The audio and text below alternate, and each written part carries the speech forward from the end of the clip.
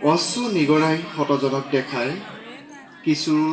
মুখৰ হাঁহি আৱেগৰ চকু পানী নিষ্ঠুৰ নিয়তিৰ স্বপ্নাৱলী বাণী ৰক্তাক্ত কণাৰ এটিমাথো ফিৰিঙতি নাযায় উৰি নৰয় পৰি বেদনাৰ সাগৰ সিঁচি নৰয় থমকি জীৱনৰ আদিপাঠত অন্তিমৰ ভেঙুচালি ক্লান্ত সময়ৰ নিবিড় প্ৰেমৰ নদী শক্ৰ মাথো নিয়তি নীৰৱৰ মায়া লাগি কামনাৰ পৰশালী জোনাকীৰ মুখৰ আঁৰত তুমি এক স্বপ্নাৱলী তুমি মায়াৰ জ্বলন্ত চাকি